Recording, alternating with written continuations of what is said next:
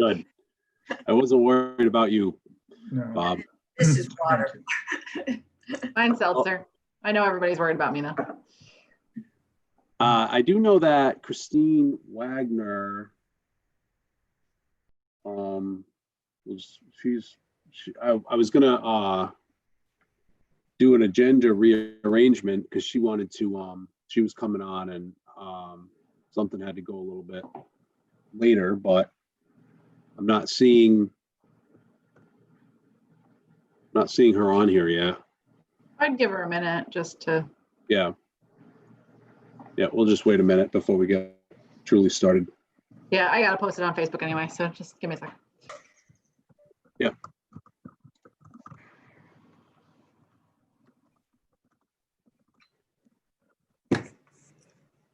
Mike, did you get any pictures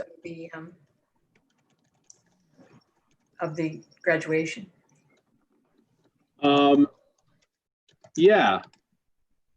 I got a few. Did I put a couple in the update on Friday, and then did I not send any for the quarter? Or did you need any for the quarterly? I'll let you know. I think we might. Yeah. Okay. I got a couple, but nothing. Right. Nothing great, but I did get a couple. But I know there's more out there that we could get. Yeah. Christine Wagner was, I think, going to give us some, and so was Kristen. Okay. Just haven't got too much of that right yet. Appreciate you sending the pictures a lot. Thank you. Yeah, no problem. It was funny looking back this, I always send them each quarter, and there wasn't as many this quarter as I usually have, obviously, because there just wasn't really that much going on. So yeah. Okay. All right, so I'm not seeing her. Why don't we do this? We'll get the meeting started. And if she pops on, then I'll change my line of thinking, but we'll call the meeting to order. The Board of Selectmen regular meeting, June 23rd at 6 p.m. In attendance, myself, Mike Ergo, First Selectman, Bob Carlson, Selectman, Selectwoman, Nita Kincaid. So the first item on the agenda, so I just for the benefit of the public, we had gone to a process before COVID-19 hit where we had been allowing public comments on non-agenda items and then allowing comments on agenda items throughout the agenda. Once this hit and we went to the Zoom format, we kind of went to just streamline things and just leave the public comments at the top of the agenda. We're going to try again to open it up to have a little bit more public interaction. If folks are interested in commenting, they will be able to comment at the beginning on non-agenda items. And then if there are comments throughout the agenda, we'll allow those as we go through the agenda items, so long as it becomes, so long as it works efficiently and we're not extending these meetings too long. But I think it'll work fine. Christine will help us manage that. And I just mentioned on the public comments on non-agenda items, these are comments that people can make. We certainly may not have answers, but certainly anyone has a comment, they can make it. So we'll open up agenda item number 2, public comments on non-agenda items. And if you have a comment, you are able to raise your hand using the little bar next to your name. And if you're on the phone, is it star 6? Star 9. Star 9 to raise your hand. So are there any public comments on non-agenda items?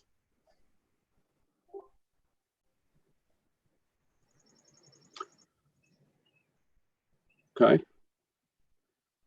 Seeing none. I will move. So I wanted to do a little agenda rearrangement. I did hear from Alexis Kahn, who's been our volunteer for the Sustainable CT. I don't know, it probably wasn't going to be able to get on at the beginning of the meeting, but may end up being able to join towards the end. And Christine Wagner, Board of Ed Chair, had asked to go up a little bit further. She has an obligation as well, so that works out. So what I'd like to do is make a motion to propose moving the agenda in the following way: move agenda item number 5 to agenda item number 3, move agenda item number 9 to agenda item number 5, and move agenda item number 3 to agenda item number 9. So basically that's going to take and move central administration needs up first on the agenda. Where that was, we will do our minutes. And then finally, where minutes was, we will do the sustainable CT on that. So do I have a second for that motion?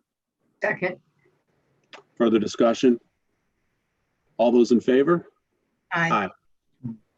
Okay, so first up on the agenda, number 3 now, which we just changed, is central administration space needs discussion. So basically, we all know that the Board of Ed was going to be, remaining in the old middle school building, and we've had some discussions about, the space that they would need. And I thought, since it seems like a topic that people are interested in, and certainly selectmen are interested in knowing about what they have planned in the building, it was probably a good time to talk about this, especially with our next agenda item with the school repurposing committee preliminary update as well. So I think it's all timely. So with that, we would bring Christine Wagner, Board of Ed Chair, into the fold, and you guys did have in your packet a layout for reference. So I'll let Christine kind of talk about what the plans are. I just promoted her to panelist, so it'll take a second for her to switch over. Pop up.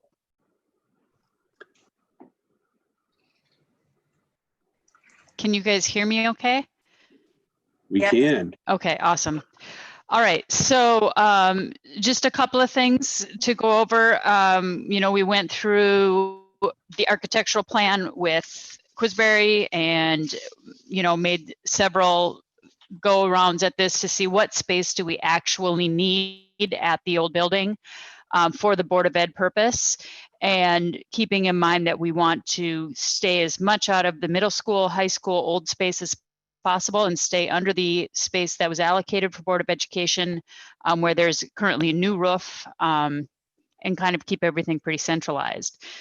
So what I sent to you is, you can see in green the spaces that at this point we would like to have.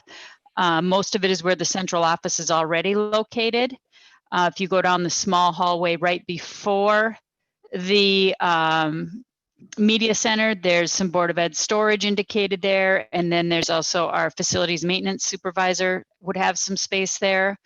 And then if you go into the media center, right now that full media center obviously is part of the school. It's what we use for our Board of Ed meetings, but that's not space that we think we need to be designated for Board of Ed. And it's really actually a really nice meeting space. So if we could get to a point where we're using that for town meetings, other board meetings, things like that. So we haven't designated that to be Board of Ed space. We would like to keep the resource training room though. It's got all the computer drops in it and it works really well as a computer training space for staff, professional development, things like that. And again, that could be space that could be used by other committees because of the computer drops. And then we have some data already built in on the other side. So we'd like to keep that without having to move it. And then if you see, we would take one of the classrooms across the hall there. And then if you go down the other hallway on the other side of the media center, we're looking at drama storage, PTO storage, and athletics. The only other places that we are currently in, is you'll see 207 is indicated upstairs. That is right now all computers, servers, things like that, as well as data over in that small side of the current middle school. We haven't planned on moving that yet. That would have been, probably part of the raising the middle school building. But we can move it as you find use for that space if it's not practical to just have us lock up our stuff into one of those rooms. It's a very small space. So it just depends on what it gets repurposed for. If whoever goes into that says we absolutely need every inch of that space and we don't want you putting a lock on that door, then we will look at, the RFP for what would it take to move those items. And then the other piece on there that we're currently occupying and would like to continue to occupy until you need us out is the maintenance work area. It's got double doors. It's in the basement. It's where we're able to bring our equipment in and out. A lot of storage down there for us. Guy does a lot of his maintenance down there, equipment repair, things like that. It doesn't have to be heated necessarily. You know, it's not someplace where we have people occupying it on a regular basis. But again, it's in the basement, just very easy for us to get to. If you find somebody that comes in and says, we absolutely need all of this space, we understand down the road this may not be space for us, but it's where we are now. And so we'd like to just continue to pay for that space until you know, need us out, basically. So then the other sheet that I gave you is basically what our full square footage need is, which is about 8,826 feet. And the agreement we came up with, at least for this first year, is to pay utilities on that, which we came up with an agreement of $1.98 per square foot. So we would be paying back to the town $17,475.48 for the Board of Ed space and central office space.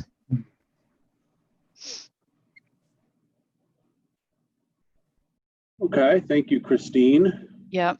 Now, did you want me to talk about this fall yet, or do you want to wait on that piece? Yeah, you can talk about, sure, talk about what, obviously there's unknowns, but just talk about where things are at, just so everybody can be brought up to speed on, you know, All right. where. Yeah, and I know this is a public meeting, so I want it to be really clear that we do not have a plan yet for this fall. We are waiting for direction from the state. We're hoping to have that really soon. We have a some subcommittees in place for reopening school task force in place. We're going to be sending out a survey to all of the families. We want to make sure that everybody has a comfort and understanding of how we're going back to school this fall. But the biggest piece right now and what we're hearing is it's about social distancing and, you know, being able to keep your class sizes small. So what we are looking at as a possible option, if the space is available for a few months this fall, is possibly being able to use the high school wing where we currently have 5th and 6th graders, so that we can keep our elementary school as spaced out as possible. And, you know, also, you know, not sure that we would need the middle school side at this point at all. Not sure that we're going to need any of it, but it's something that when we're looking at other districts, the biggest problem other districts are having is they have nowhere to go. And we happen to be in a situation that fortunately we actually do have somewhere to go, and we have school space available if the town allows it.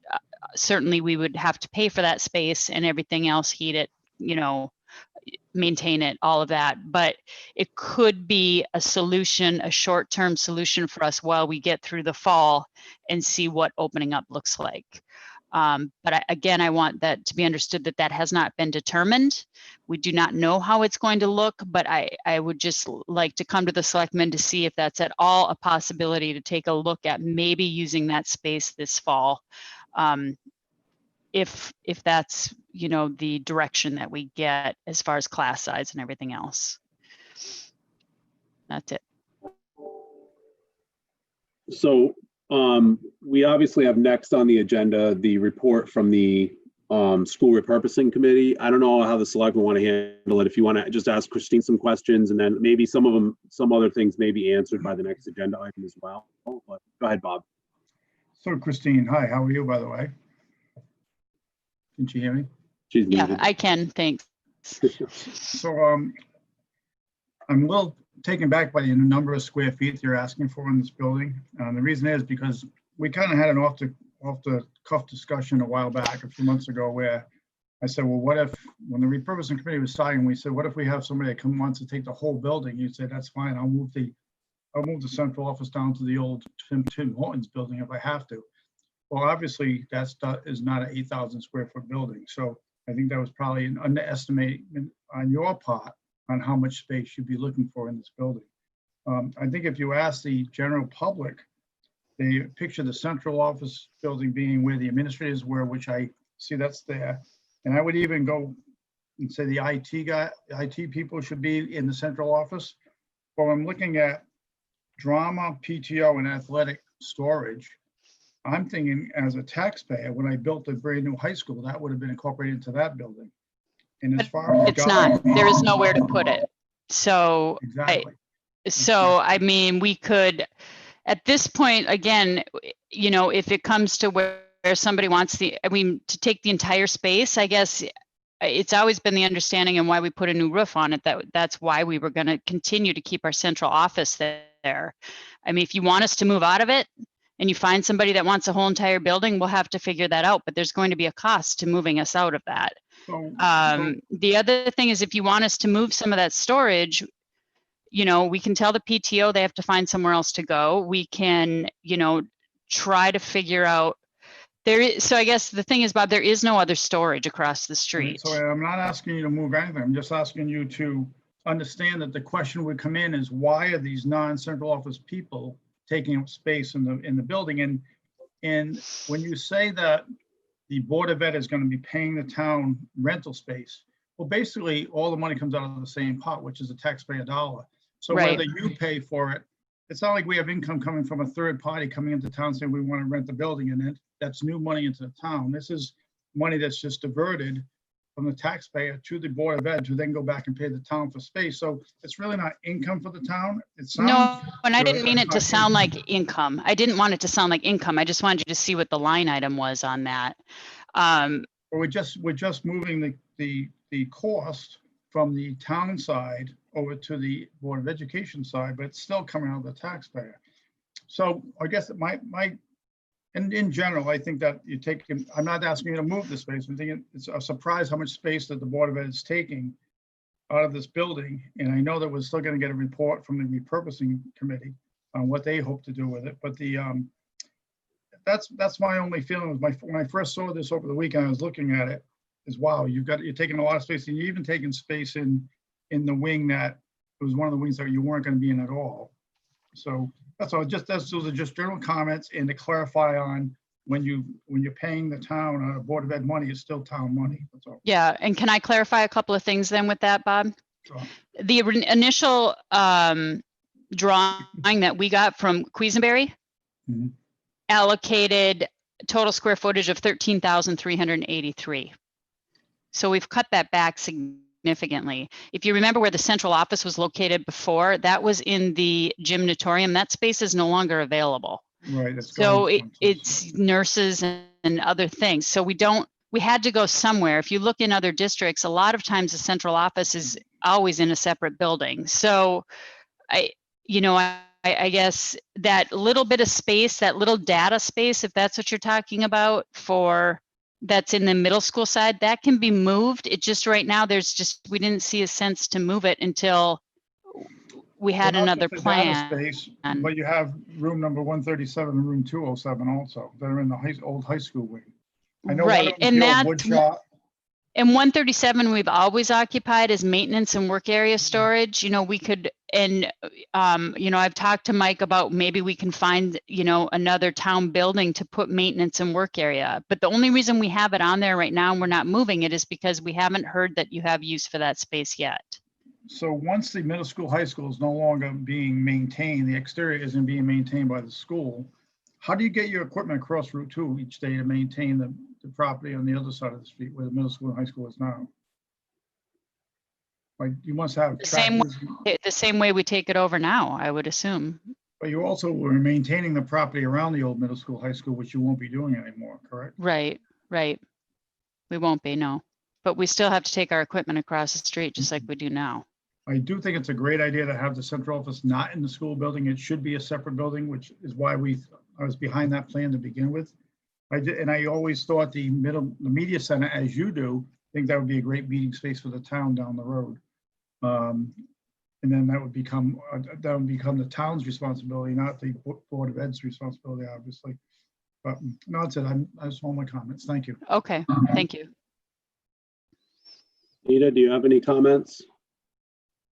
No, to be honest with you, I'm not as familiar at all as Bob is with the building and what is what. So I don't really have a comment. I wish I did, but I don't. I think if you can see the new buildings and take a walk over there, there's not extra space. I mean, there's it's not like we're sprawling out. I just don't want it to come across like we're just taking space to take space. Those buildings were built very lean, and there is no storage space for athletics. There's no additional space over there for that kind of stuff. I mean, we can come up with something different when we need to, and we will, but for right now, this is what we were proposing just for the interim. Couple things, on the spaces that are not in the designated wings for the school, I know that the Board of Ed, basically what they're saying is they want to use the space now because we don't have a purpose for it, and maybe that changes, and then of course they have to, and of course one of the uses, or one of the alternatives that I'm sure we'll discuss, is the demolition of these. So obviously then you can't have anything there because they won't exist anymore. And then the other thing is, we did put together an RFP for moving all the data. We haven't put it out yet. We haven't done anything. And I think we were waiting for some preliminary discussion from the school repurposing committee. So thank you for this report, Christine, as far as kind of enlightening us about what you're planning to use. I don't know if you want to just hang on if you're able to. Sure. Yeah, I can. To hear the next, the report from the next group. I do have a couple of hands up, and I'll take those comments from those folks. I see the first one is 3754 is the last numbers. I think that's Sean. Sean, go ahead. Yes, thank you, Mike. This is Sean. I guess it's a question for Christine. She mentioned that the school share of I guess it's utility costs, that probably things like electricity and gas or whatever, is 17,000 would be the school share. What's the balance is that 17,000 out of how many total dollars are we looking at? That would be the town's share. The town's share is the remainder of whatever they're not using for square footage. So yeah, that's what I'm asking. If she came up with the 17,000 something rather, then she's got the balance of that amount as well. We based it on $1.98 a square foot. So the balance would be whatever the square footage is left. But of course, I think we don't know. So I would just say right now, and again, the school repurposing committee will come next, but knowing nothing at all from them, our intent would be to bring the temperature down to the kind of the bare minimum, shut the utilities to where they're not really being used, unless we have some, and there's more to discuss on this. So I would say hold those discussions maybe till after, if you have more questions after the school repurposing committee, which is next on the agenda, Sean. Yeah, I know I know that that you would be toning down on heat and power and so forth, but I'm wondering, how is that compared to the full expense? That's all I was getting at. I know it won't be the same because you won't be using it to the same extent, but I was just curious of what the total costs were over there. All right. Well, we'll hopefully we'll get some answers on that. Thank you. Thanks, Mike. Christine. Yep. Next, we have Pixel 3 with a hand up. I don't know who that is.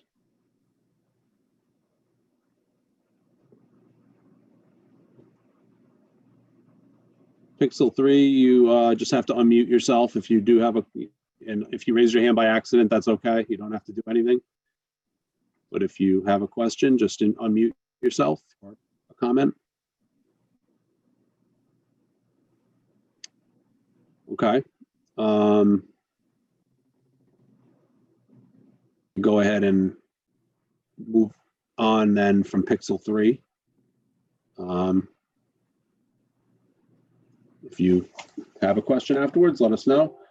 So with that, we'll move on to agenda item number 4, which is the school repurposing committee preliminary update. And as you know, this committee's been meeting for quite some time now. I think, I don't know how many meetings, perhaps Tula will let us know, but they've worked very hard, and the chair, Tula Balistrasi, is with us to give us a report as to what they have, the work they've done, some preliminary findings that they have, and with that, I will give the floor to you, Tula. You are unmuted. Welcome. Hi, how are you? Hi. Good. Thanks for joining us. I think DJ's here as well. Great. Okay. Is he presenting? Do you He is. need him? Do you need him to be able to? Okay, let me promote him. I think I have his number, so I can figure out which his number is. Hang on a second. Just bear with me 1 second. Okay.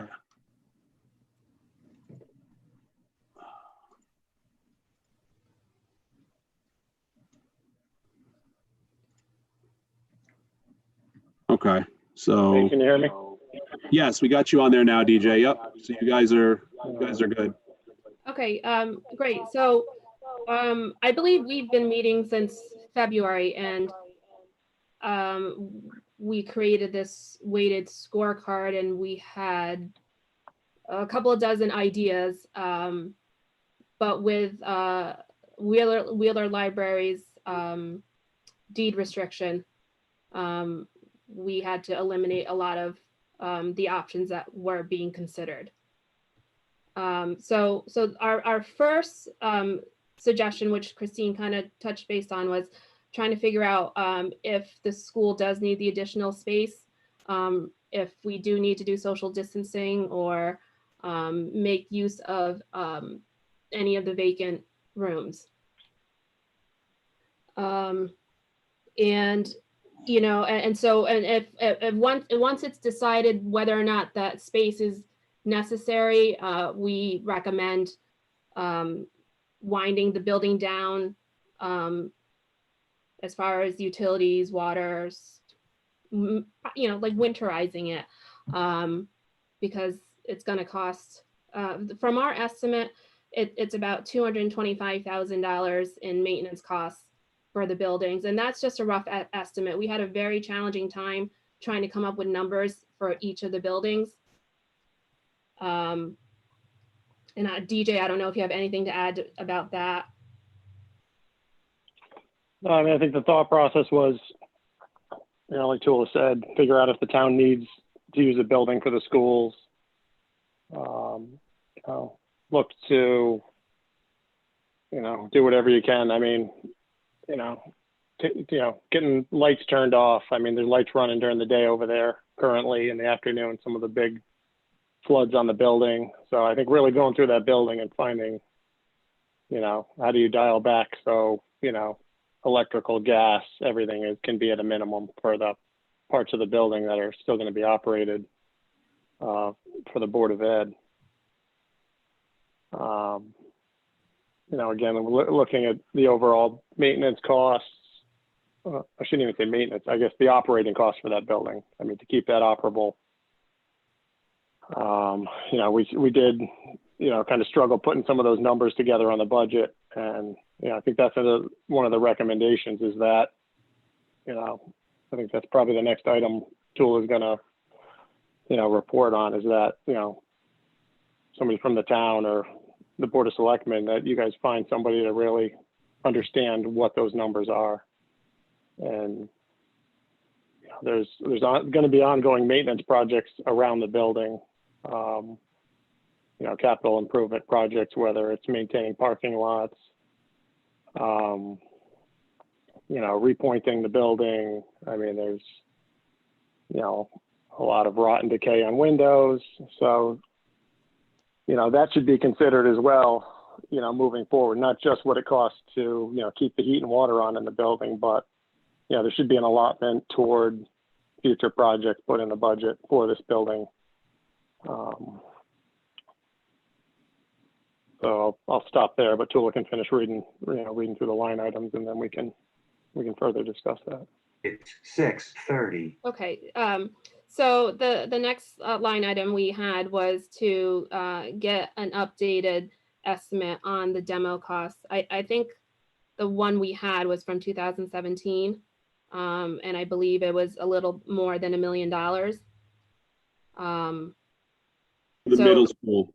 Just for the middle school portion. So to have an idea of what it would cost, I know there's no money in the budget, but if what would it cost maybe next year or in 5 years, what is the cost to demo that? Yeah, because so the idea is the 5-year payback for demo versus the maintenance and capital costs. So if the operating costs are a minimum at $225,000 a year, in 5 years, that could have potentially covered the demo costs. And with that being said, if it were to be demoed, then we would have that open space that then can be used for either Parks and Rec or for the school sports or just conservation. Yeah, we think there could be some benefit there I mean, there's always a shortage on sports fields and, recreation space and, with the library's decision on keeping that building for education, I mean, there could be a case made for, having sports fields over there or just more, recreational space if there was a use, if the schools could use some of that space, if the building were to be demoed. So there's, an opportunity, I think, for the village, to have that space as an amenity and also the schools possibly. But we're considering that as well. So, as far as going back to social distancing too, if that's not space that we need, is, the potential use could be for another school to use it. That way the building's not vacant and we can at least get some revenue in for those buildings, even if it's short term. We are at a difficult place because of the deed restriction. So our options are really limited. And, knowing that, I think a couple of days ago that we found out the Wheeler Library's position on this. So we've had to eliminate a lot of the ideas that we've been working on.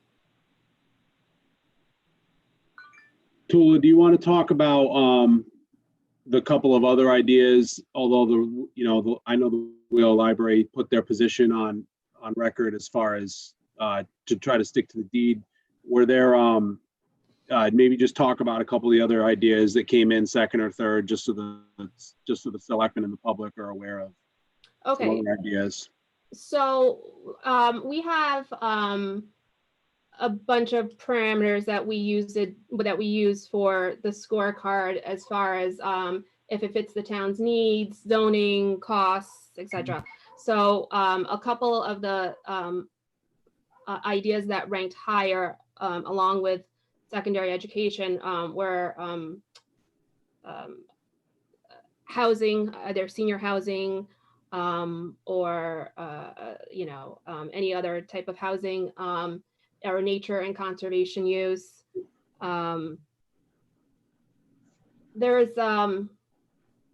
It was hard to figure out, again, to figure out what the ideas are, because we weren't solid on the cost. So we discussed, would it be great for commercial use or bring the post office in and bring all these other businesses into that building. But again, with the age of the building and the windows and the heat issues and the air conditioning issues, I don't think it just was a good idea. But I think most of our, but as far as like some of our educational uses, we were thinking like a tech school or a job training center or a charter oak school or charter school, or some sort of specialized school. But really that was one of like the higher ranked items that we came up with.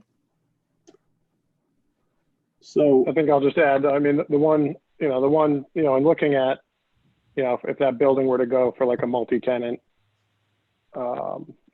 lease situation, I think, one thing our committee talked about was not having the town be landlord in that situation. I mean, if that building were going to be, if we were going to look to, utilize getting small offices in there or, tenants of different uses at the time before the library gave their position.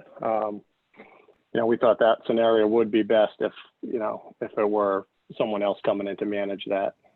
Someone that was interested in sort of the development and taking on being landlord and dealing with the leases, so the town's not having to, play landlord in that situation.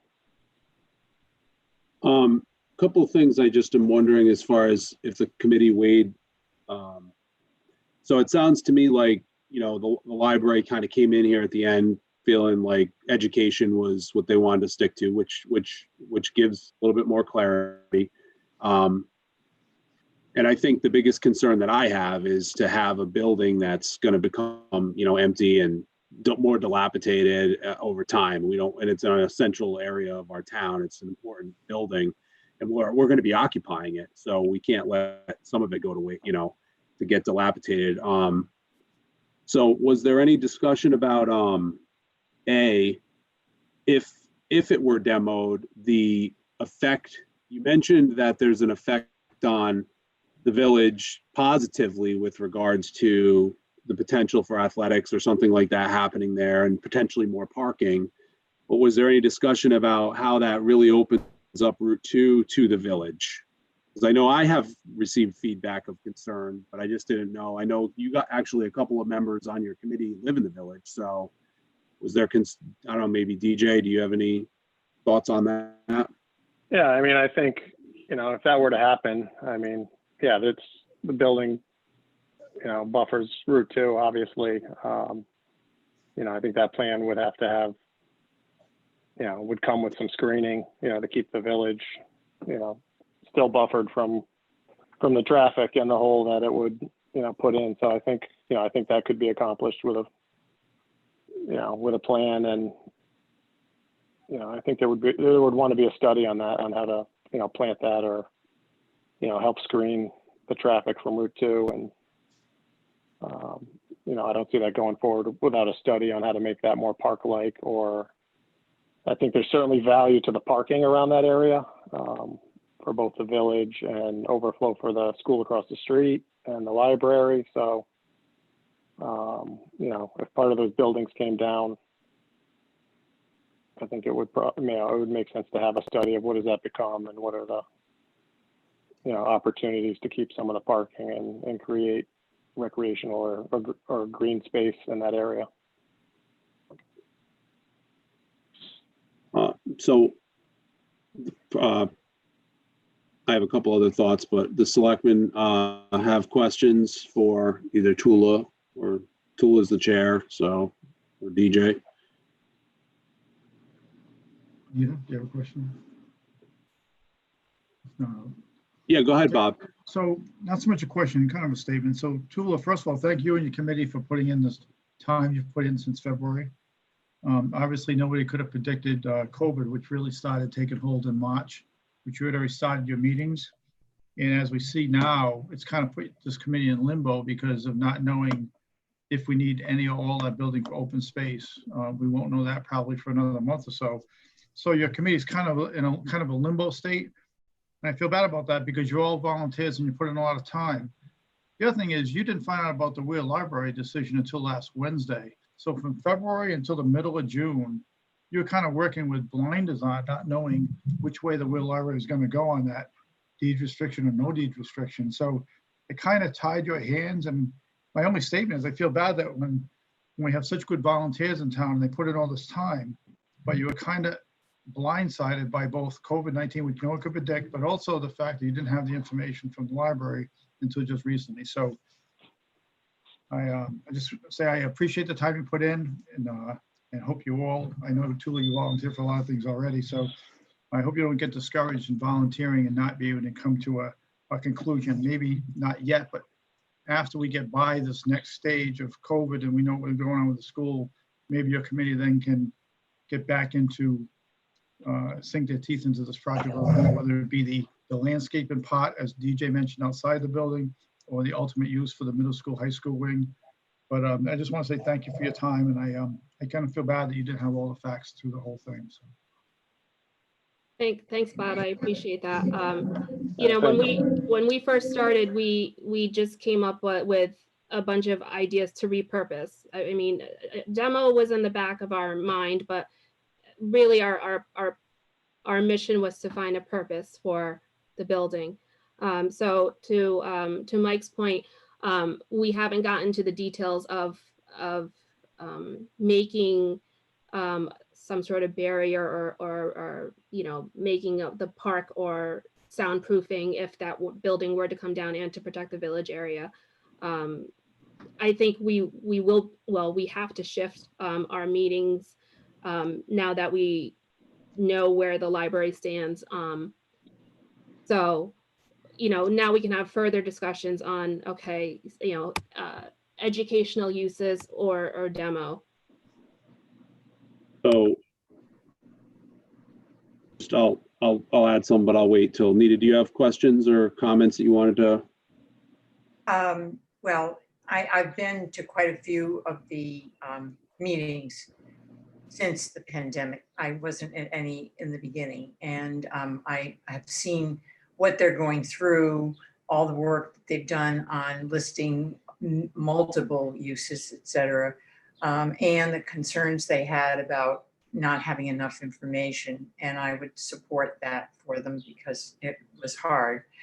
And so I think just like many things that are happening in town right now, we really can't go very fast, very far right now, is my feeling.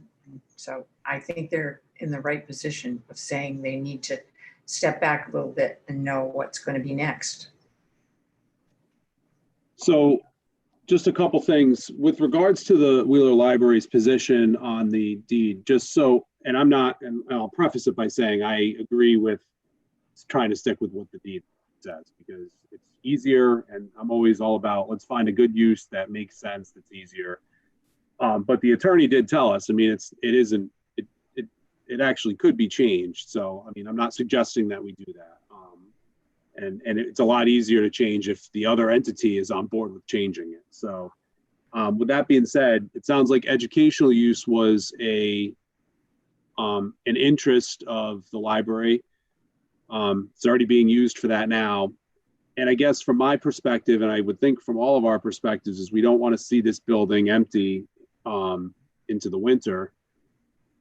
And it sounds like Christine Wagner just said that if they have a space need, they foresee our school potentially utilizing the two-story wing at the building. So I guess I have two questions for the selectmen. Does it make sense for us, given the fact that a lot of other schools right now are kind of looking for solutions to this problem, to see what interest there is out there in the form of like an RFP on the middle school wing, just to say this building's available. You know, these are the specs. It'd be they'd have to pay for any upgrades or any rent or anything like that on the middle school wing, not on the two-story wing.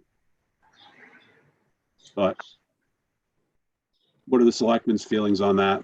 What I don't want to do is miss a window, and that's what I'm a little bit concerned about, because right now it's June, and anyone who's trying to make a decision on their scholastic needs for the fall is in the same predicament we're in right now. So, you know, I don't want to miss an opportunity. I do not want to go into the winter with this building empty. You know, if there's a way to do that, or even at the same time get updated numbers on demo, we could do that too. You know, we could get both. We could do 2 RFPs and just see what things come back at and have something to think of, you know, have something to discuss. Mike, my concern would be that we're somewhat in the same position as some of those other schools are right now, and until Christine and that Christine Wagner's group, et cetera, and she can speak up about it. They haven't got their schedules down yet or anything like that to know exactly how things are going to work. So can we really go out for other people to tell us if they want the space if we're not sure if we're going to need it first? I mean, Christine can speak on it, but I thought I heard, and I think from prior conversations, I thought I had heard just the 2-story wing was in discussion. But Christine, is there something else?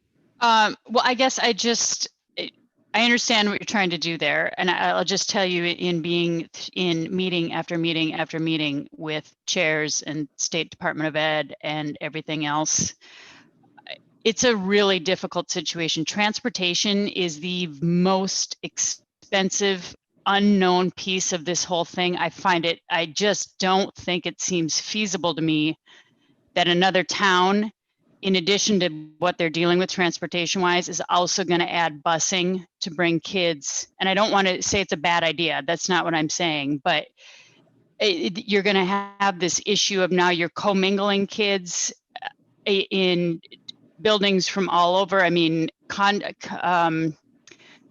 management is really, really important. And so now if you're bringing kids in from another district, you know, that busing piece is such a challenge already. I just don't see how you really no furniture.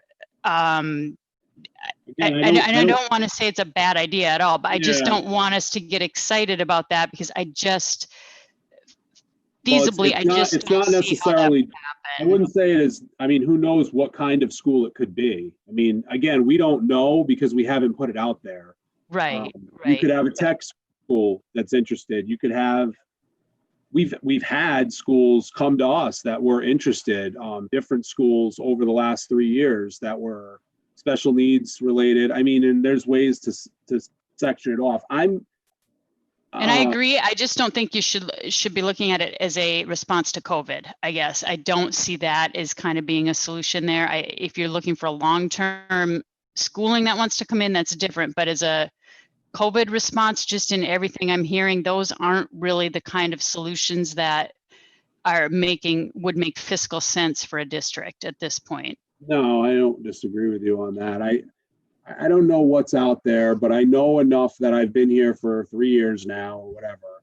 And there's over those 3 years, there have been people that have come our way, probably at least 4 organizations that had interest. And that's been, you know, one of them was probably back at the very beginning.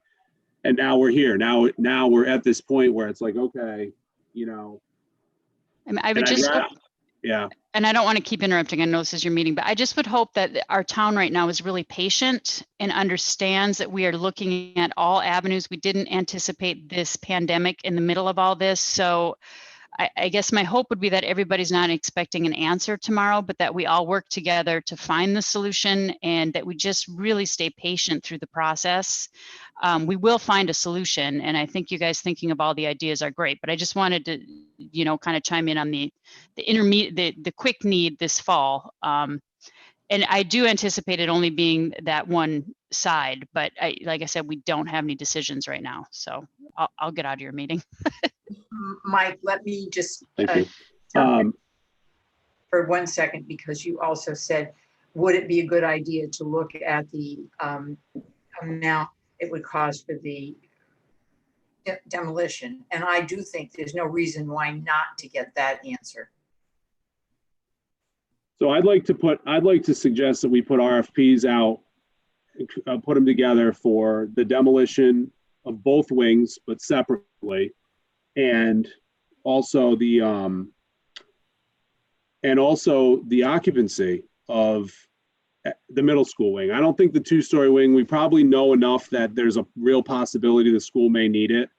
And I would not want to put something out there and then have to kind of pull back after, you know, a company or whatever takes the time to put together a proposal on the 2-story wing, and then only for us to kind of pull back. But on the middle school, I mean, I'd like to get something out there sooner than later.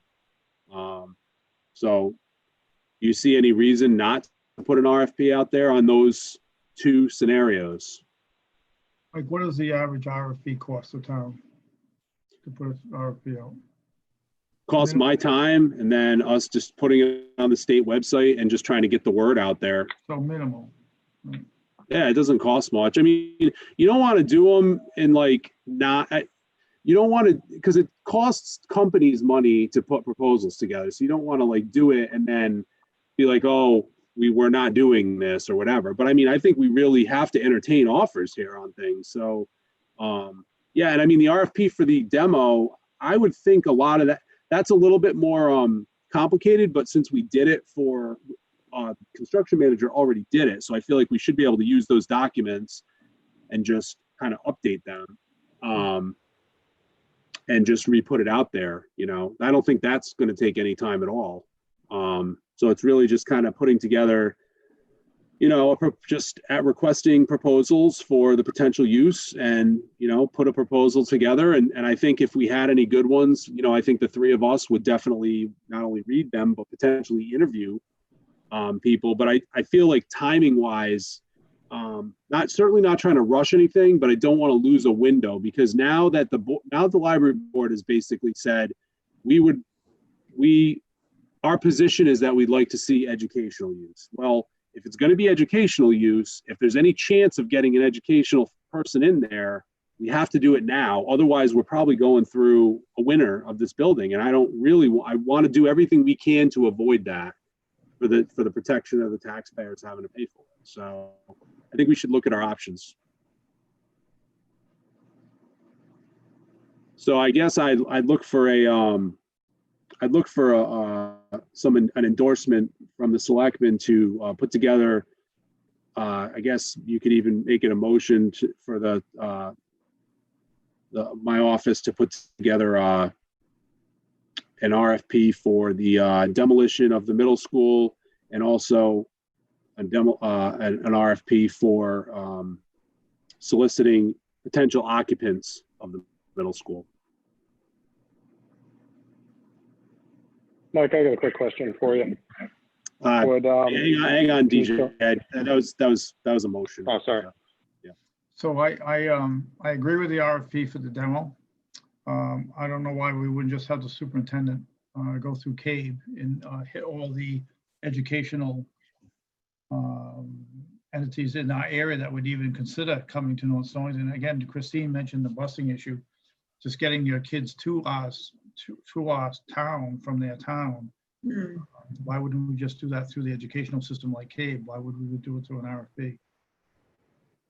I'm not sure if that's a fair process. I've never done that before. Oh, why does that have to be fair? I thought we just want to, like you put a sign on a window, you want to lease an apartment out. So we'd be approaching educational people to ask if they thought there'd be any need for a building to be used for educational purposes. So I don't know why we wouldn't go that route. Well, if you don't do an RFP, Bob, then how would you, so say you get 2 or 3 people that are interested, what is the process going to be to rank those people? What is the process going to be to evaluate the legitimacy of their proposals? I'm asking because I don't know. It's one thing if you got I guess to your point, it's like, well, it's like as if you got a realtor or something like that, and you're kind of like having that person vet the process, I guess, or make offers, but that's not how the town does business. Well, I thought you just wanted to find out if there's be any interest. Do you think there'd be interest in these times with the restrictions that are out there as far as COVID-19? Do you think to be interested to rent out the school? I know you said you had suitors come to us over the last 3 or 4 years, but that was before the pandemic. So I'm just wondering if you want to do an RFP, I guess I'm not opposed to it. I think we should definitely do one for the demo, just so we get that updated. But should we, let me just kind of come back in for a minute here. Should we really, however, be a number of different towns and not knowing what their situation is with regards to the kinds of children that they would be sending here, and also where really there could be some people who have issues with regards to the virus. I mean, it's like everybody's being so cautious about not reaching out too far away from home right now. I don't know. I think that's the reason for the request for proposals. We don't know. Right now, we're three people in a room, in our own rooms, trying to say, okay, is this or is this not? We don't know. The only thing I do know is that come winter, if we don't do anything, we're going to end up with an empty building that we're going to have to heat even bare minimums. And it's concerning to me to not look at options. I feel like if nothing else, we have to look for options. In worst case, we get no proposals. And then we say, okay, we know what the demo costs. We got no proposals. It doesn't mean that we wouldn't get one next year. To your point, Nita, maybe people aren't going to do anything right now because it's such uncertain times. But okay, well, so what? Then at least we tried to see what the options were, you know? well, And then, well, the other part of it too, which Christine Wagner has mentioned, is the transportation for these people. That, I mean, perhaps it would be good for somebody to talk to Peter about what he thinks about, you know, the transportation thing and all of that. I'm sorry. yeah, no problem. No, it's good. It's good discussion. So I made a motion to put an to allow us to put an RFP out for demo and also for to see at least if there's any occupancy interest in the building. Do I have a second on it? Second. All right. Do we have any further discussion? All those in favor? Aye. Okay. So we'll. Those are get an going to be RFP separate RFPs, right? Yeah, we'll put them together. Of course. Yeah. Who's going to want to I'm just, rent a for the building that they minutes. think is going to be demoed? Yeah. Yeah. Can Go I ahead. can I just make a quick comment before you move to the next thing? I totally get what you guys are trying to do. I think it makes a lot of sense to try to find a permanent use. I am really concerned about bringing another district in and intermingling with our students amidst a pandemic. It is about contact tracing. It is about social distancing. We need. That's not what we're. But Mike, if we go out to another district and say, come into our building. That's not what we're doing. So Okay, wait until we get the proposals. All right. We have to allow this to happen. We have to allow it to run its course. And then anytime we get a proposal, it doesn't mean we accept any proposals. It just means we have proposals to consider. Okay, And I just needed to let you know that because it's I'm not like hearing we're gonna going to get a CABE and. No, all right. we're not going to get a proposal and then say, okay, you're moving in. Of course not. There's going to be a discussion. This Okay. is just the first step in seeing what and these were ideas. And listen, this happens all the time, probably in every town, but it happens a lot here where ideas are thrown out. And that's really what has happened. There's a brainstorming happening. Nothing is happening. There is no decisions being made. We are simply trying to see what our options are. And I think that is the smartest thing a town can do, is to see what its options are. So. Okay, I agree. Just because I'm a little passionate about what we're dealing with right now, I don't mean to overstep, but it's a really tough situation. So Yeah. I understand. Thank you. Thank you for your comment. And I'm going to open it up for public comments. If there's any members of the public that have comments on this topic.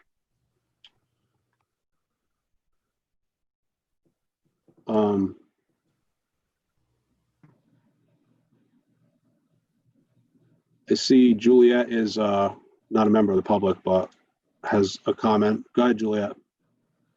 You have to unmute. All right, am I unmuted? Yes. You are. It was just a question, actually. Okay.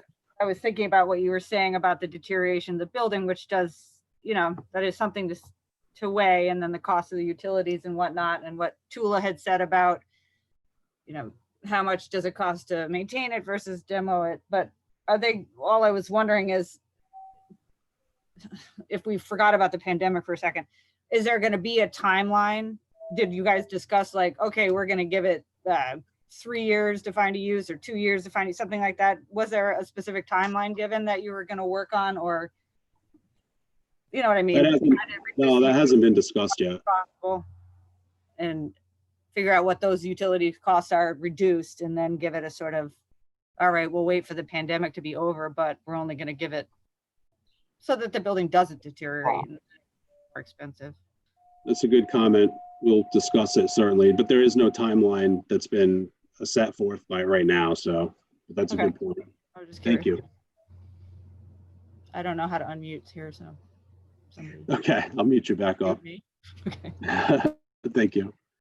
Let's see. I gotta fix this. Let's hide. There we go. Let's see. Brian. Okay, yep. Yep, Hear we me? got you. Yep. Okay. I know you're talking about the price of the demo, which is good, but wasn't that building, wasn't that one of the reasons that they wanted a new school, put everybody on the other side of the road? And I heard you talking about maybe sports across and this and that, so we're gonna be in the same situation that we were before they built the new schools. Plus, don't they have to have some kind of maintenance to bring that school up to speed because it was so unsafe? That's- Yep. Yeah, Brian, they're not, that was the school repurposing committee. They had the idea of potential fields, but that's again, just an idea right now. It was just a thought, almost just a brainstorming. So there's really no decisions on anything being made, but thank you for that comment. Well, if you brought somebody in from another school, I would think the building have to be all redone to make it safe for their kids. It wasn't safe for our kids. You know, I'm just bringing that up because that's what I read. If it's a public school, there's certain criteria that would have to be met. Absolutely. So you should try to find some figures for that too, compared to what the demo would be. My suggestion would be, and it will be like this in the RFP, if there's a school that wants to come in and utilize the building, that they will bear the costs of any repairs to it. And if that's not attractive to anyone, then we won't have a suitor, and that's okay. Okay. All right. Yep. Thanks. Thanks.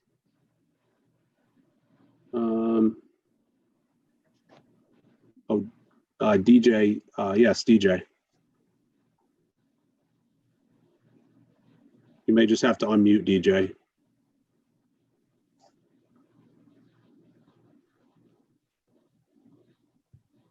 I think you're unmuted, DJ.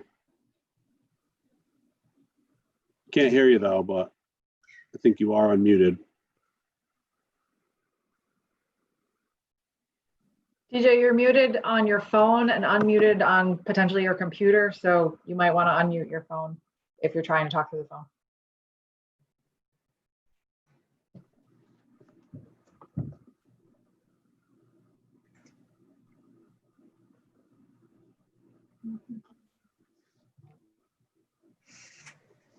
All right. Maybe you had your hand up accidentally. Give me 1 second to go back to my agenda. And if there's nothing else on this topic, I'd like to move on to, and thank you to our presenters, and thank you, I don't know if Tula popped off. No, I'm still here. Oh, Tula, thank you for your work. Again, like the other selectmen said, I think it is really important and good work. And you know, there was a lot of discovery there, which we did not have. So it was time well spent, from the discovery you made about the building to the options you looked at, as well as even just having the attorney in for that one meeting to understand what our options were. I think it was a very good committee, and yeah, you facilitated some very robust discussions. So I really appreciate the work you guys did. And Christine Wagner, if you're still on there, I appreciate all you're doing for the Board of Ed too. These are not easy things, but I think we'll come together and hopefully have a good, some good outcomes for the town ultimately. So We appreciate you too, Mike.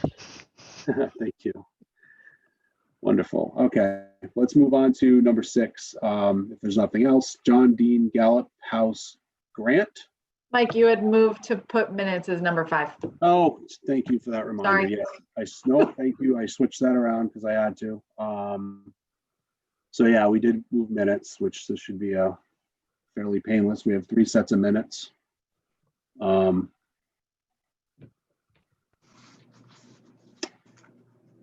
starting with the minutes of June 1st. Okay, I'll make a motion to approve the minutes of June 1st, which are a joint meeting with the school building repurposing committee as respectfully submitted by Christine.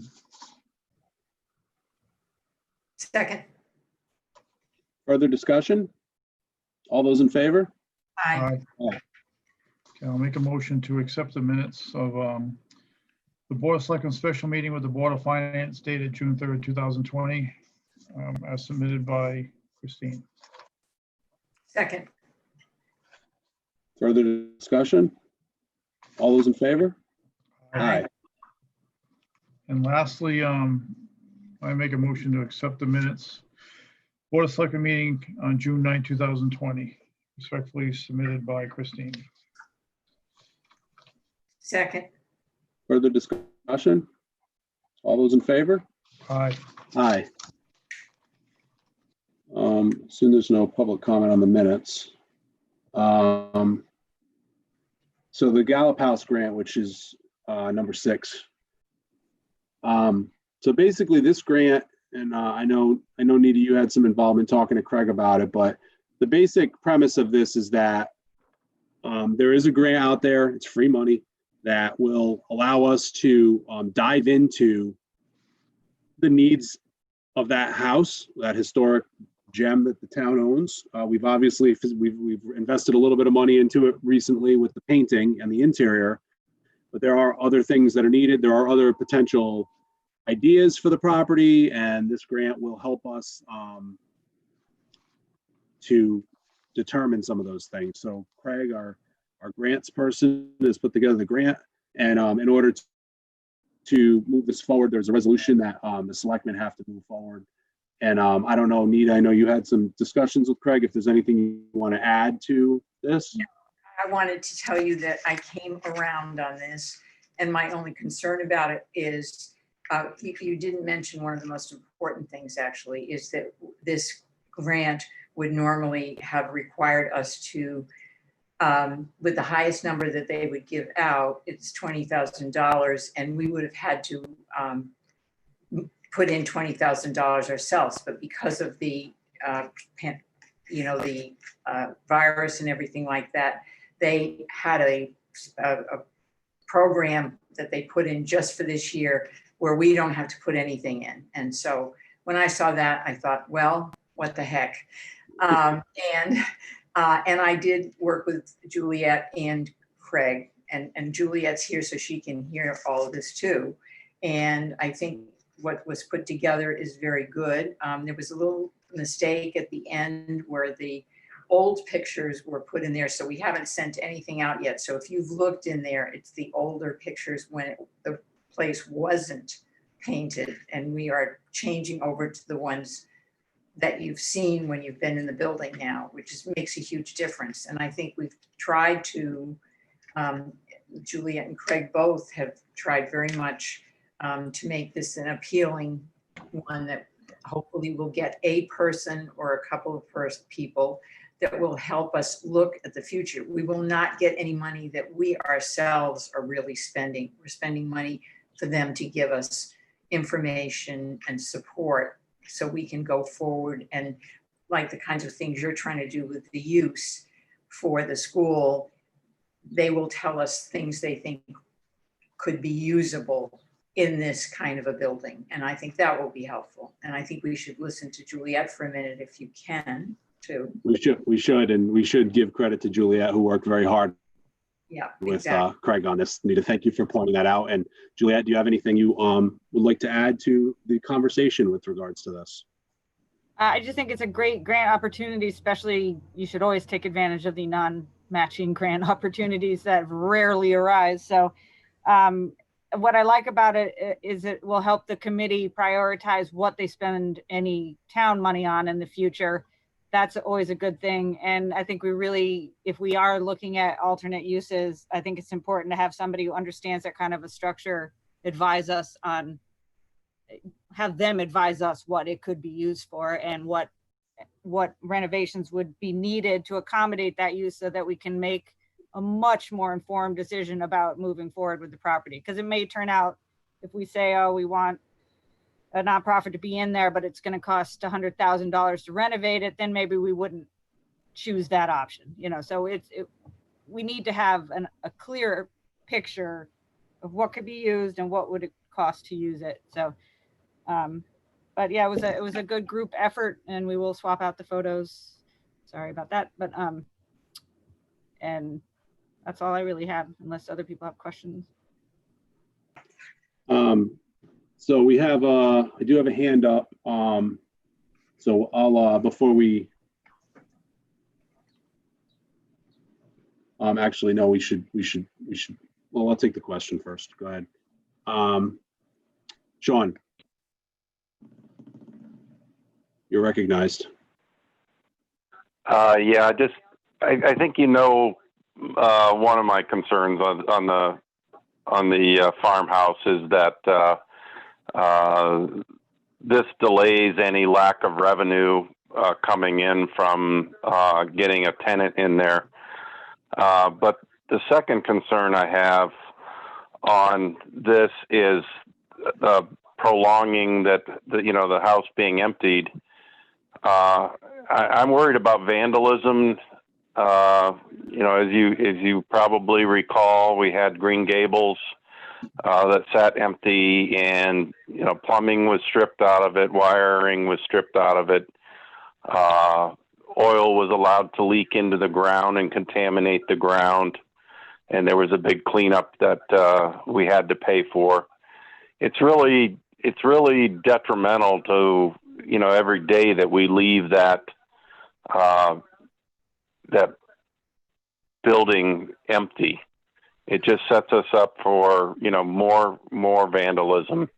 Not having anybody there to protect it. So we do have cameras there now, Sean, which may alleviate some of your concern with eyes on the area.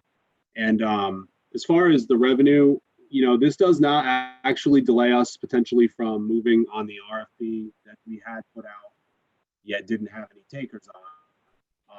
It just moves us forward to get a little bit more clarity. So it's possible that we enter into a shorter term agreement potentially, even with this having happened. So hopefully that alleviates some of your concerns. Any consideration in sending out an RFP, just trying to rent it like we did before versus having a caretaker situation? Yes, those are all considerations, and that was in the RFP that we, I think, last put out. So, can I respond to him quickly? Sure.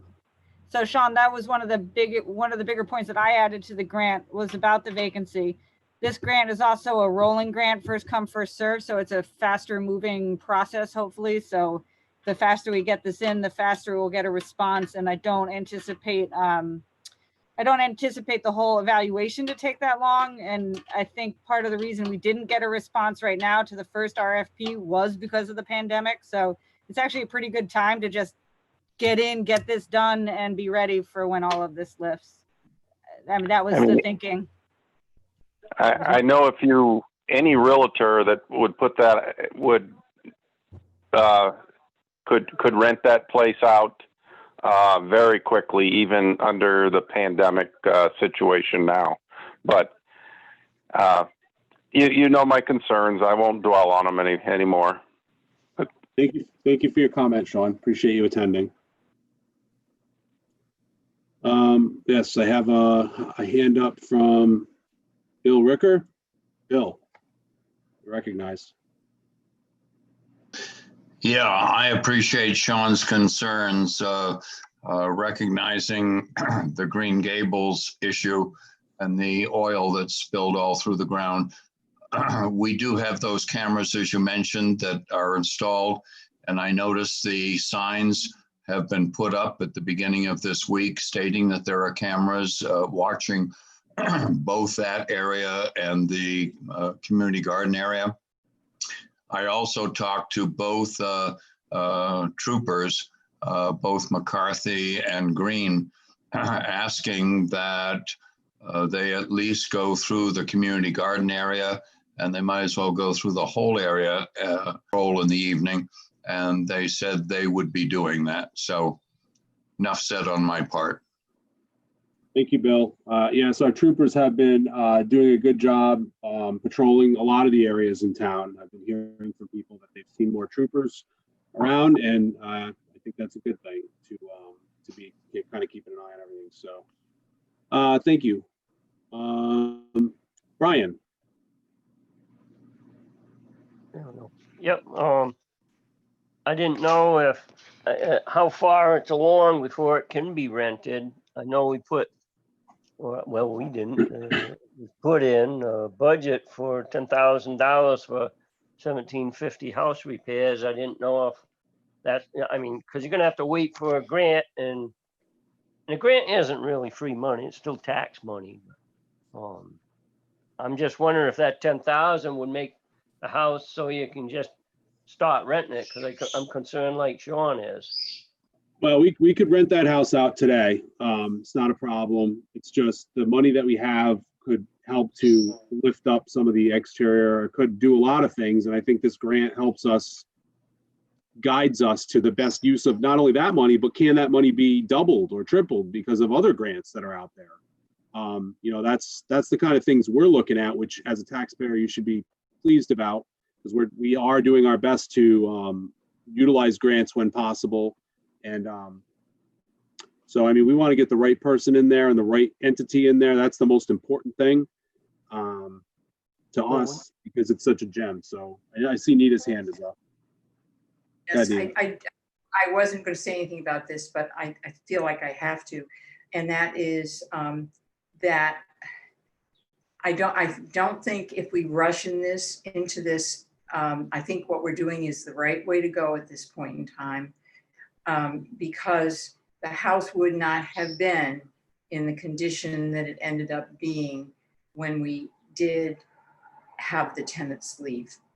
And it is, as I think people who've rented buildings know, if you get the wrong tenant in there, it's not just a matter of getting somebody to come in, it's a matter of getting somebody who would care about the house. And we make a point of that in anything we say, because this is a valuable house. That's all I'm going to say. Thank you, Nita, for that. Okay. So with that, there is a resolution that the selectmen had as part of their packet. I will read it for the benefit of the attendees. I, Antoinette Pancaro, Town Clerk of the Town of North Stonington, do hereby certify that the following is true and correct copy of the resolution duly adopted at a meeting of the Board of Selectmen, Town of North Stonington, duly held June 23rd, 2020, at a meeting which a duly constituted quorum of the Board of Selectmen was present and acting throughout, and that such resolution has not been modified, rescinded, or revoked, and is at present in full force and effect. Resolved that Juliet Hodge, who is the planning, development, and zoning official of the Town of North Stonington, is empowered to execute and deliver in the name on behalf of the Town of North Stonington a certain contract with the State of Connecticut Department of Economic and Community Development, and to affix the corporate seal, if any, in witness whereof the undersigned has affixed his or her signature on the corporate seal of this corporation, if any, this 23rd day of June 2020. So we should look for a motion to approve this resolution. I move to approve this resolution. Moved, seconded by Bob. Further discussion? All those in favor? Aye.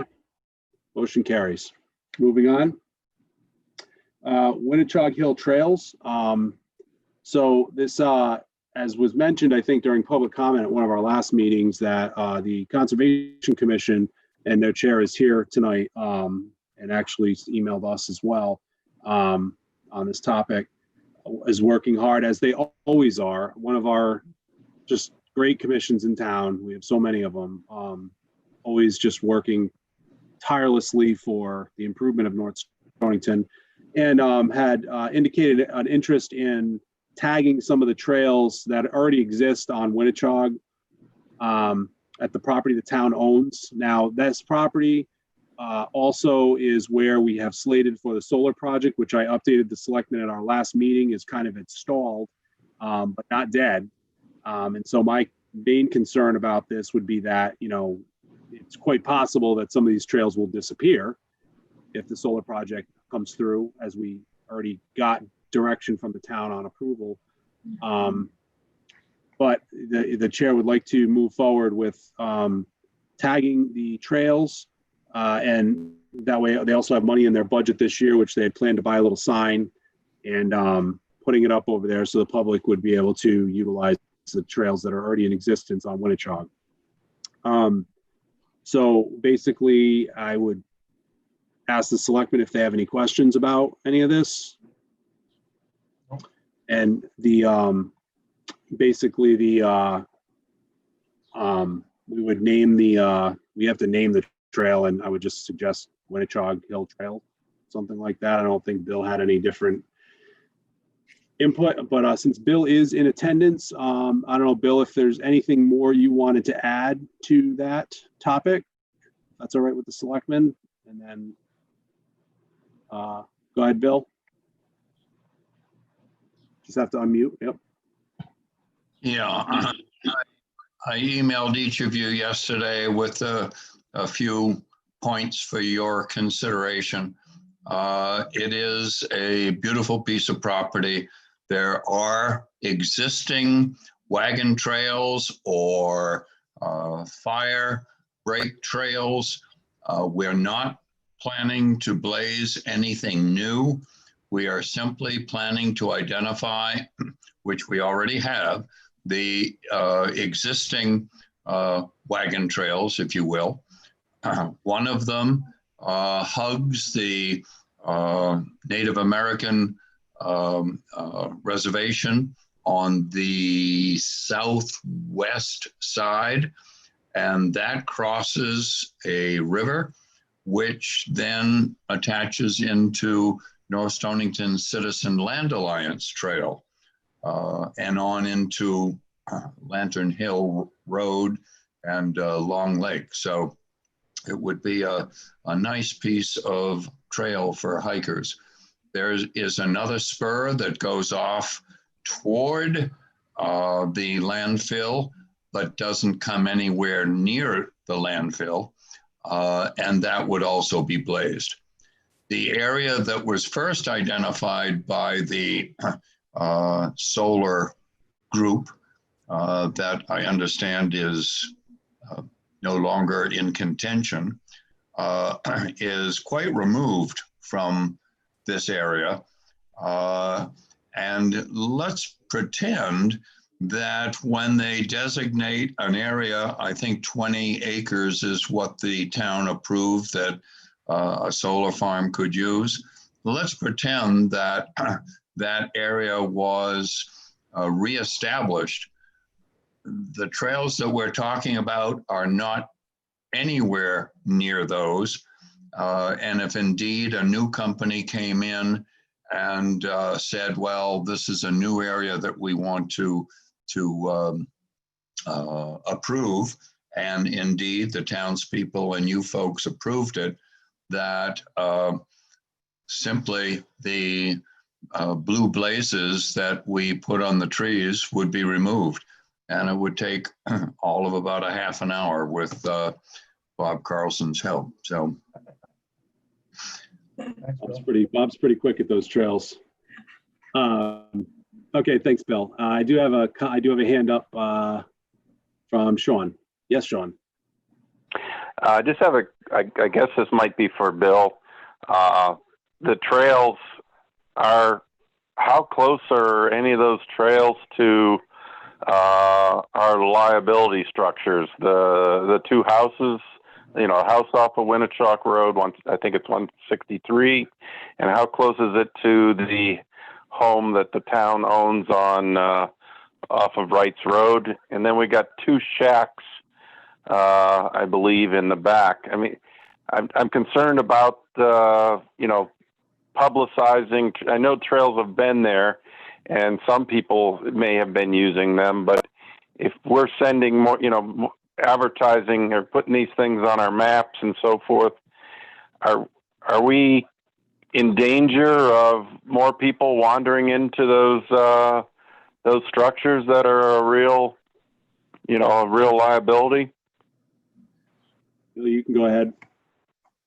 Am I still able to be heard? You are, yes. Okay. Sean, the one that is that has a Winnichog Hill address is on the left-hand side as you go in Rice Road, and is nowhere near the area that we're talking about. That's the 8 acres that I believe was added after the fact. Yeah. Then the other structure is off to the left of the existing trail. It cannot be seen, at least during the leaf out season, from the main trail. It is a structure that still exists. And in my hiking that trail on a half dozen times, I don't know, nor have I seen the shacks that you're talking about, which means the trails aren't near them. Okay, I think they're on the left side of Winnichog, way in the back corner toward, closer to the reservation or closer to Van Brown's property and so forth, along that edge. Any trails that up in that way? There aren't any trails in that area. Okay. I'm just concerned about, more people being around those, possibly being around those structures, because we've sort of, we've discontinued the plan to demo any of those, with the exception of, if we get an animal control facility.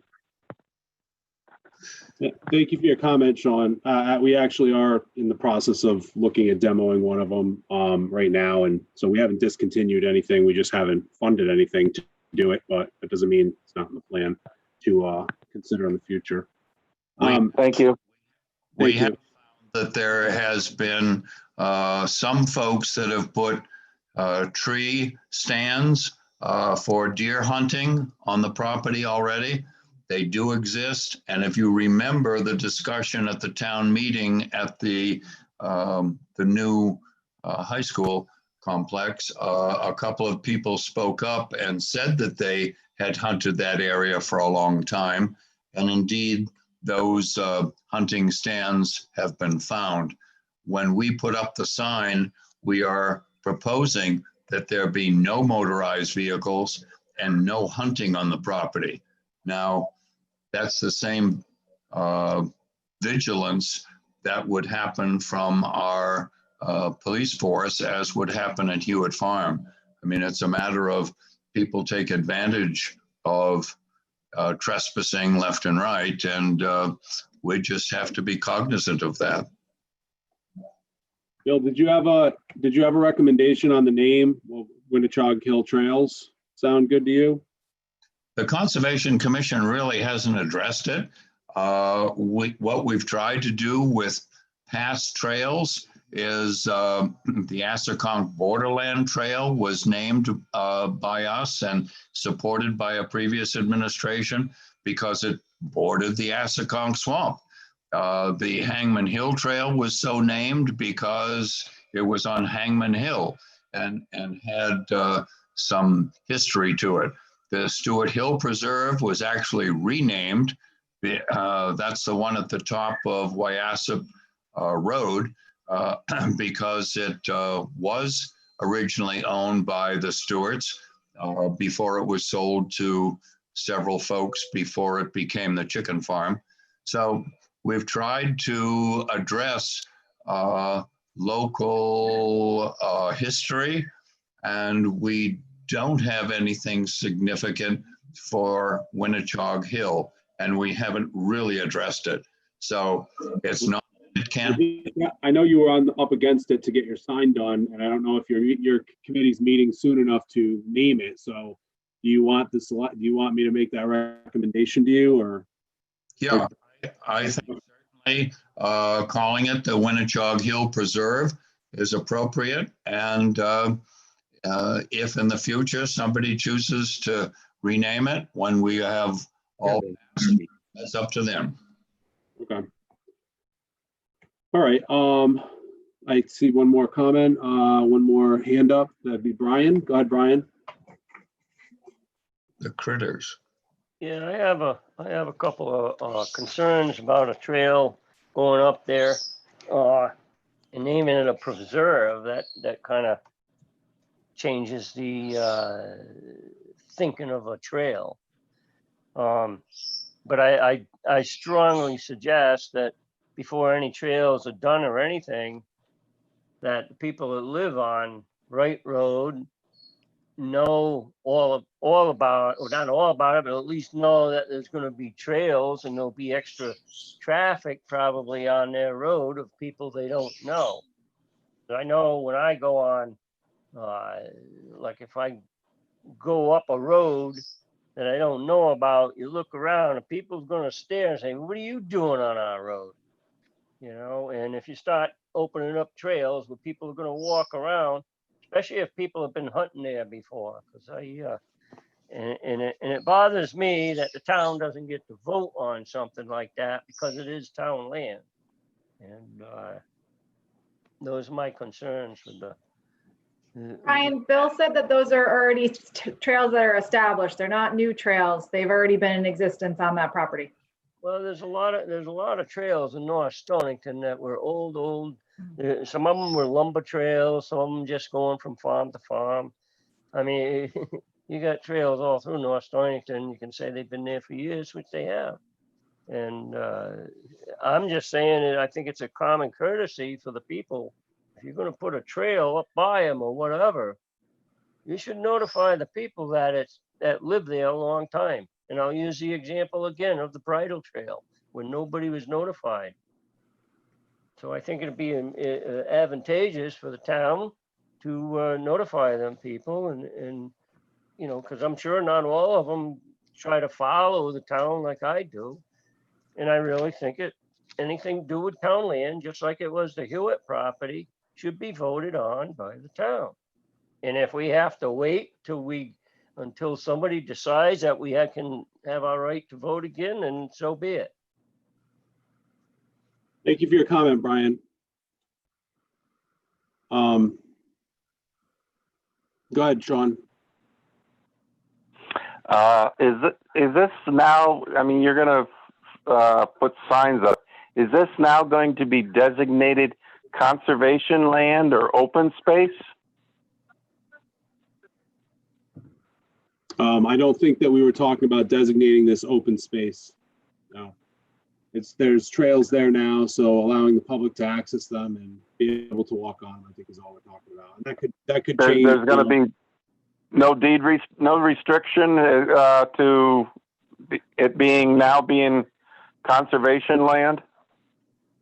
That's not what's being discussed right now. No. Thank you. Thank you. Okay, so I'd like to just get a motion to allow the Conservation Commission to mark the trails that have been described in this meeting, and to, at this time, produce a sign that names the trails Winnetou Hill Preserve. So moved. Okay. Further discussion? All those in favor? Aye. Aye. Motion carries. Next up, I think is that the tanker update? Okay. Yeah, tanker update. So I just wanted to give an update we the tanker that was approved, you know, last year, 2 years ago now, I guess, 2 budgets ago. We did get a report back from the chief, which I had provided to the selectmen. Basically, COVID-19 did delay things, although it doesn't affect the price or anything like that. But they, I guess we are slated for November, December completion date. And of course, that could be subject to change if, you know, they continue to have any setbacks with regards to the virus.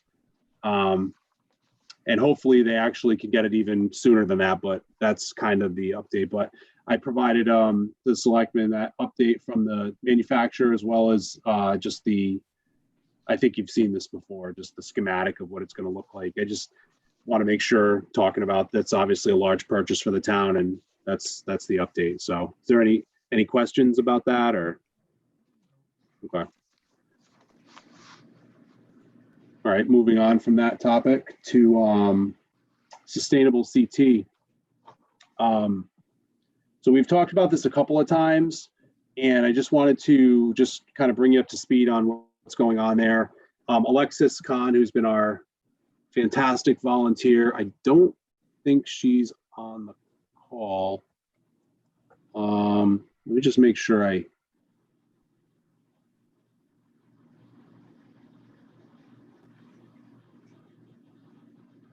me see what her number, hang on, I gotta see if I have her. Alexis, if you're on the call, you just have to push *9 to unmute.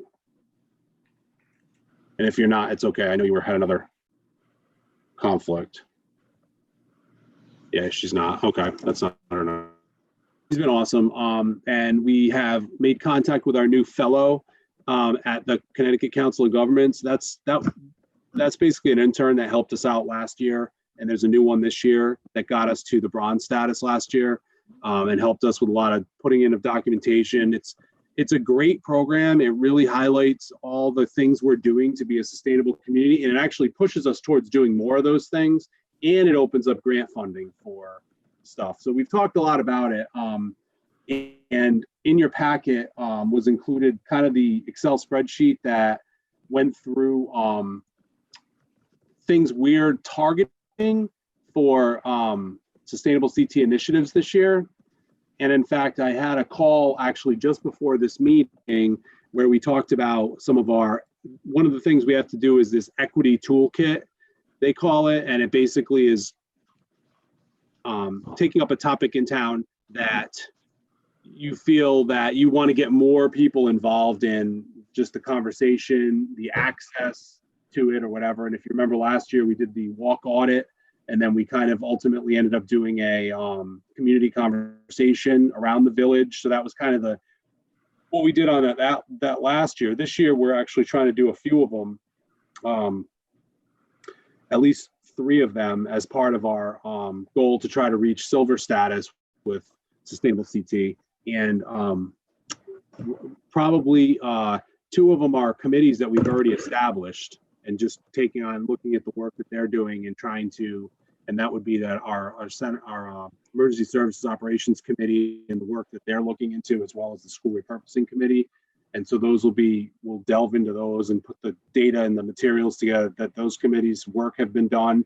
And I think that will help us to garner more feedback from the community on some of the decisions that are made there, which is great. And the other thing we're going to talk about, and I have to talk to the Board of Ed chair about it, was they're doing a great job of talking about, as we already talked about on this call, what does school look like in the fall? And they have 3 subcommittees looking at this: safety, education, and the logistics. And they're looking at all aspects of how do we deliver education, and in this COVID environment, but also what comes out of this. Are there things that are different now as we move forward permanently? Because there's different ways of doing business. So that's going to be another one that we're looking at. So these are really great things. And when we kind of look back to last year, we looked at some of the things that we have done differently, even since we got our bronze certification, where like this year we did a state of the town meeting, which was different. We've never done that, trying to communicate happenings in town. So we in a different format versus trying to stuff it all into the annual town meeting, or as I already said about the community conversation we did, and those types of things where we're trying to get more people involved. That's part of this initiative. It's only part of it. I mean, a lot of it is trying to just be more eco-friendly, but it's such a far-reaching program. It's really a great program. And we sent along the Excel spreadsheet, and I didn't know if anything, I know we talked a little bit about it. I just want to revisit it because we are delving into trying to work on getting some of the points for some of these areas. Was there anything that kind of the selectmen had a great interest in pursuing any of the areas, even one of the action areas. So just open for discussion on that. Mike, I need more time just to review it. I just didn't get a chance to look at it yet since it was sent out on Friday, so. Okay, just so you know, the areas that were, I don't know if the shading has changed. Has it changed at all, Christine? What's the ones we're focusing is the dark, the yellow? It should be, I want to say it's the blue, but let me just double check. Okay, yeah, because it's different shading than last one time I looked at it. Yeah, this is the most up-to-date one that Alexis put together. Okay. Yeah, so when you're looking at it, Bob. Yeah, so the blue ones are the ones that we're thinking Yeah, about for this year. we're thinking we can get points, but if there's something else that you see on here, let us know. We're going to be working on it really hard this summer because we have the intern from the Connecticut Council of Governments. So we'll definitely put it on the next agenda. But if there's something that you're like saying, this really appeals to me, and you want to kind of take the lead on something, you know, just come to the table with it next meeting. And Nita, did you have any thoughts that you wanted to discuss tonight about it? Was this in our package from Christine? I can't remember seeing this even yet. It was a separate, it was on the same email, but I didn't have it in the PDF packet because it's easier to look at as an Excel. So it's a separate file on that same email. Okay, I will go back to it and look at it, and I apologize. No, that's okay. So we're in the process of meeting with them pretty regularly, and we had a meeting. I had a meeting today with them and Alexis, and then I have a meeting tomorrow with them. So we're just starting to dive into it. So we'll put it on the next agenda. And if there's any of the areas, yeah. Go ahead. Everything has to be completed by August 25th. So that's the other reason why we're aggressive for the summer. So. Okay, so with that being said, there's nothing else on that. No comments on that one. We can move on to adjournment. That's the last thing, right? Do we want to adjourn? Anyone have a motion? Second. Further discussion? All those in favor? Aye. Aye. All right. you. Thank you, everybody. Yep. Have a good night. Thank you. Night, everybody. Night, Christine. Hi.